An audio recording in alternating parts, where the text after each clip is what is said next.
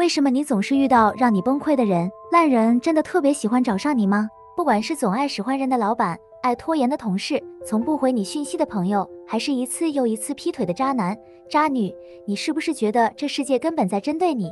可是，如果我告诉你，这些人其实都是你自己显化出来的呢？这不是什么心灵鸡汤，而是一个有科学根据、古人早已洞察的宇宙法则。道德经说：“圣人常无心，以百姓心为心。”意思是，我们以为自己在面对外界，其实只是在面对自己内心的投影。换句话说，你内心的信念决定了你所遇见的人。你可能会反驳，我哪有想要遇到这些人？这根本不是我的问题，这到底是怎么回事？如果这是真的，那么有没有办法改变？答案是有，但你得先认清一个残酷的真相。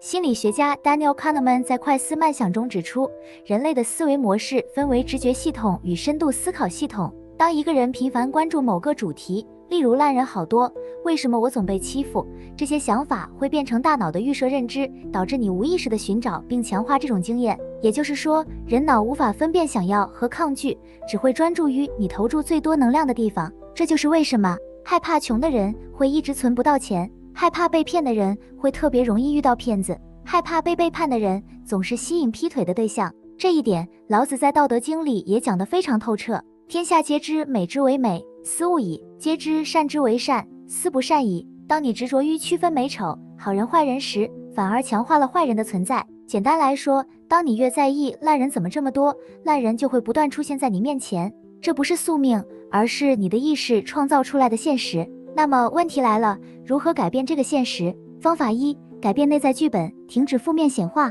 首先，你要明白，世界不是照住你的愿望运作，而是照住你的信念运作。当你抱持着错误的内在剧本，这世界就是充满烂人。你的潜意识会说，收到，那我帮你继续显化更多烂人，没有人真正对我好。潜意识，明白，那我们就继续让你遇不到真心对你好的人，我应该要更努力才值得被爱。潜意识， OK， 那我会确保你一直不够努力，所以你永远无法被爱。这些剧本都是你内心深处的信念决定了你的现实。下面来说说改变内在剧本的方法。一，找到你内在的关键信念。二，回想你最常遇到的问题，例如总是被忽视，总是被骗，总是遇到烂人。三，问自己，我内心是不是一直有某种根深蒂固的想法？四，写下你想要的新信念，例如如果你总是觉得没人重视我，可以改成我值得被尊重，我身边的人会越来越欣赏我。每天早上起床时，大声朗读这个新信念，这是一种神经回路重塑，心理学称为自我肯定训练。这样做的目的不是假装相信，而是让你的大脑开始接受新的可能性。当你的内在剧本改变，世界对你的回应也会改变。方法二，学习无为，让负能量自然消散。道德经为无为，则无不治。这句话的意思是，当你不再刻意去控制事情的发展，而是顺应自然，一切就会开始流动得更顺畅。该怎么做呢？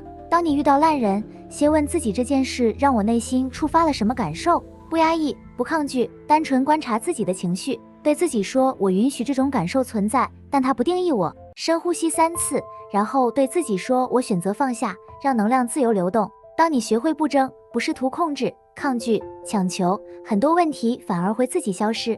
道德经上善若水，水善利万物而不争。水不会试图改变石头，而是顺着石头流动，最后竟能把坚硬的岩石磨出一道道痕迹。这也是我们在显化时最该学习的心态，不需要跟这个世界对抗，而是学会让自己流向更好的选择。不需要害怕烂人，而是让自己转向更优质的能量场。